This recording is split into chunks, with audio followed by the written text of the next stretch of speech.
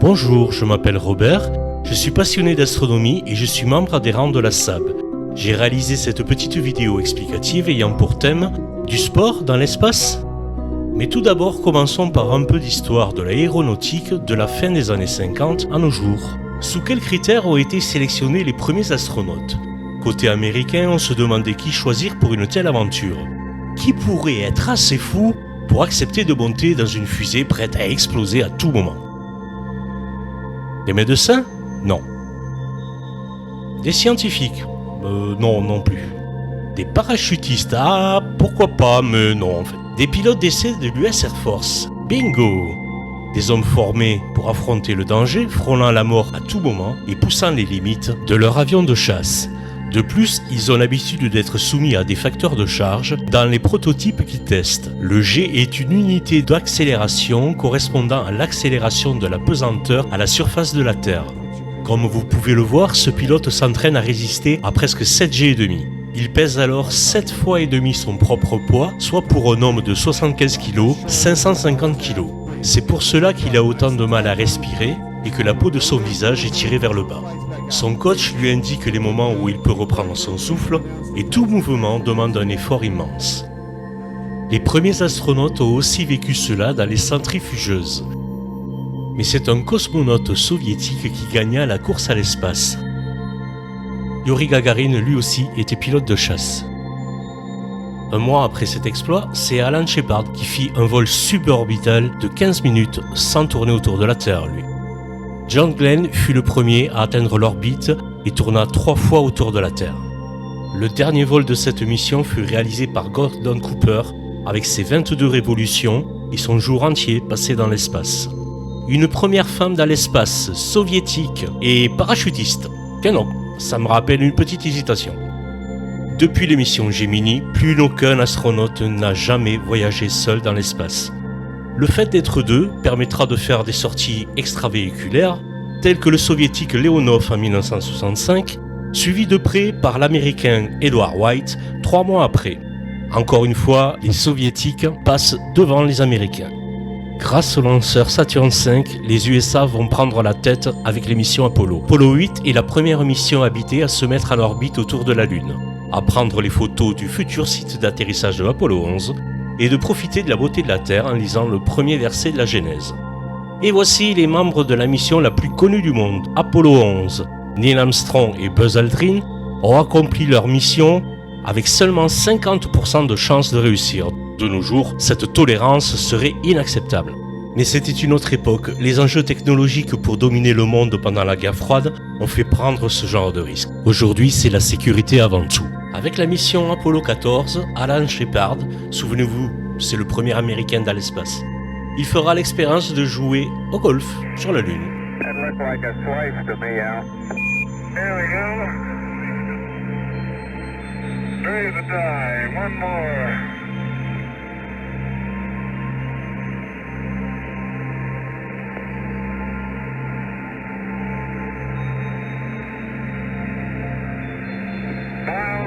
Bon, mais il n'a pas fait un birdie, hein. Après le succès des missions Apollo, la conquête spatiale va se tourner vers l'orbite basse et les missions de long séjour.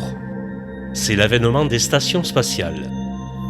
Les stations soviétiques Salyut furent les premières en orbite. Elles sont restées fonctionnelles de 71 à 86. Elle fut lancée par le lanceur soviétique Proton. Malgré le contexte de guerre froide, elle accueillit des astronautes de différentes nationalités, tels que le premier Français dans l'espace, Jean-Loup Chrétien, qui réalisa 9 expériences scientifiques. L'espace de vie à l'intérieur de Salyut est très réduit et difficile à gérer. Côté américain, on a vu plus grand, plus large. Skylab n'est autre que le 2e étage de la plus grosse fusée de l'époque, Saturn V. Et là, il y a de quoi bouger. C'est presque trop grand pour les expériences à bord. Il existe une reproduction de Skylab dans un musée aux États-Unis. La station Mir des soviétiques fut un grand succès international pendant 15 ans. Elle accueillit entre autres l'astronaute américaine Lucille Shannon-Wells lors de l'amarrage de la navette Atlantis avec Mir, mais aussi Claudie Hénieré, la première française dans l'espace qui travailla sur la mobilité du corps humain en apesanteur.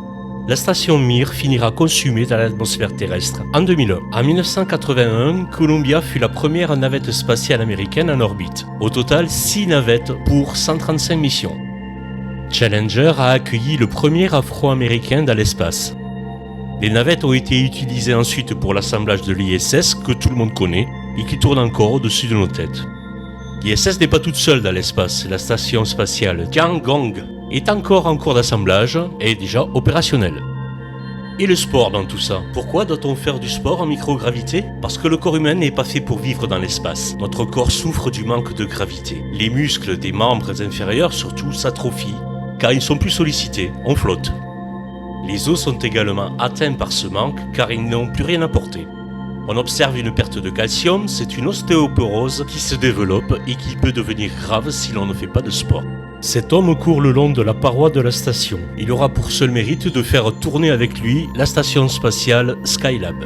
Mais ce n'est pas tout, car l'être humain s'expose à beaucoup de problèmes de santé tels que des troubles visuels, des calculs rénaux, des anomalies cardiaques, sans parler du risque d'irradiation et de cancer. Mais je laisse la place à Monsieur Pesquet qui va nous expliquer comment faire du sport dans l'ISS.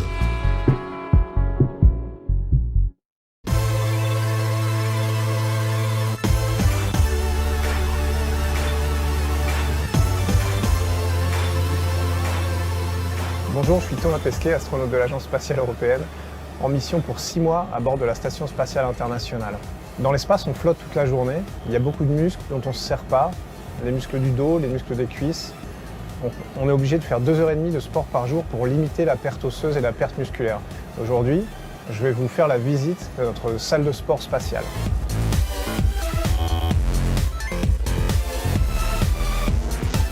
À bord de la station, plusieurs possibilités pour faire du sport. Cette machine s'appelle Civis, c'est tout simplement un vélo d'appartement version spatiale. Il est isolé en vibration du reste de la station pour évidemment pas transmettre les efforts réalisés pendant la pratique sportive à la structure de la station spatiale et aux expériences qu'utilise la microgravité. Et voilà, c'est prêt.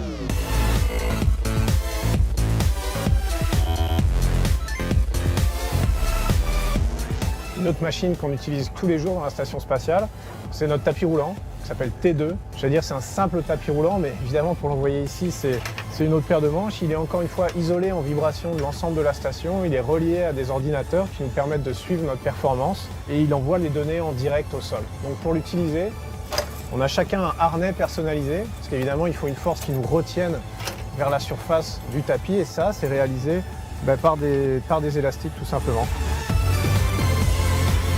Et ensuite, c'est parti pour le footing quotidien à bord de l'ISS.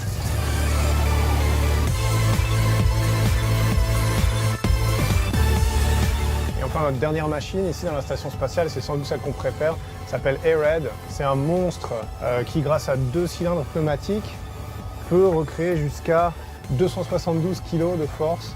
Et ça sert à entraîner tous les muscles du corps, les muscles du haut du corps, épaules, bras, dos, pectoraux, abdominaux, mais aussi les muscles des jambes en faisant des squats ou des exercices comme ça.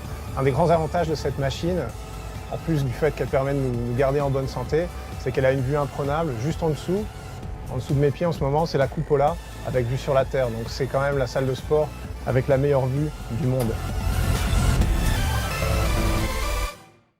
L'astronaute européen Thomas Pesquet est resté presque 400 jours à bord de l'ISS.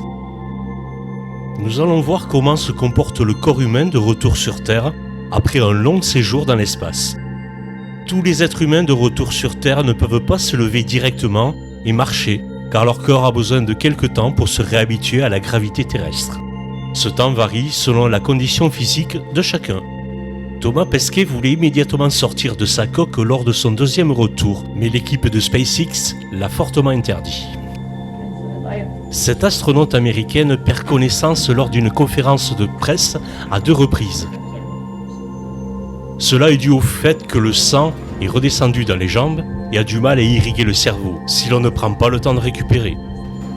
Un astronaute sur 3 est sujet à plusieurs pertes de connaissance.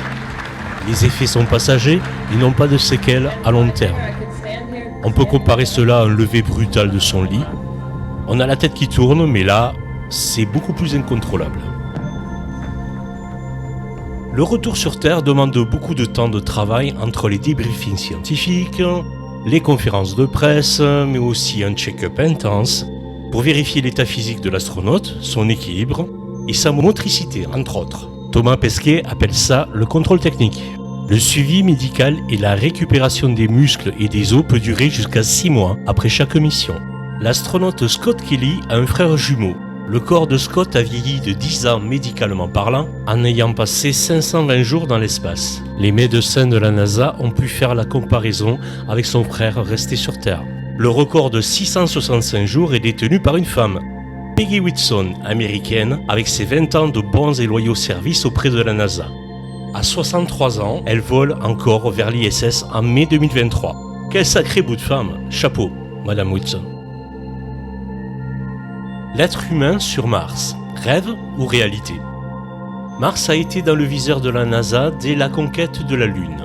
Cependant, nous n'envoyons que des robots, pour l'instant, pour explorer cette planète. Car envoyer un être humain coûterait très cher et serait trop risqué pour la survie de l'équipage. Le temps de voyage, comme vous le voyez sur l'animation, est très long avec la technologie actuelle.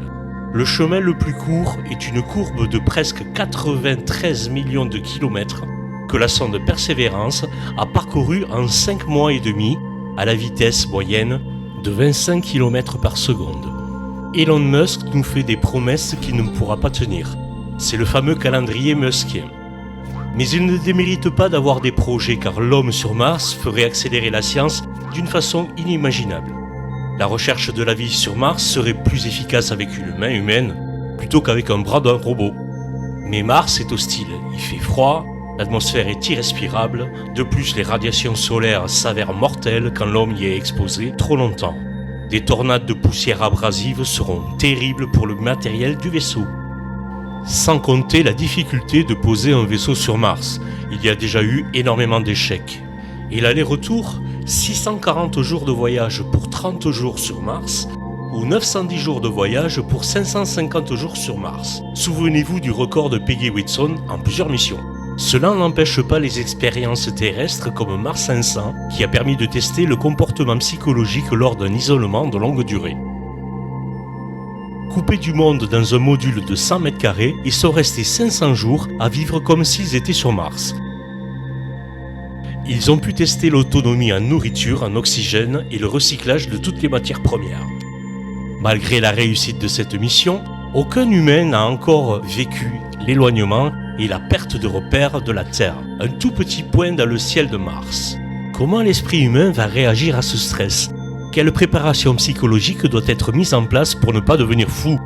Sous quels critères de sélection doit-on choisir les hommes qui feront ce voyage? Comment gérer un sabotage, ou pire la destruction de la base martienne, par un fou allié recruté pourtant avec rigueur? Beaucoup de questions se posent et l'inconnu est toujours devant nous. Pourtant, l'homme a toujours voulu savoir ce qui se cachait derrière la montagne, le désert ou la mer. L'homme est un explorateur né. Sa curiosité, son courage et son opiniâtreté lui permettront sûrement de conquérir le système solaire entier dans les siècles à venir. Voilà, je vous remercie d'avoir visionné cette vidéo jusqu'à la fin. J'espère qu'elle vous aura plu et que vous avez passé un bon moment en ma compagnie. Je vous souhaite une bonne fin de journée et continuez de vous intéresser à la science.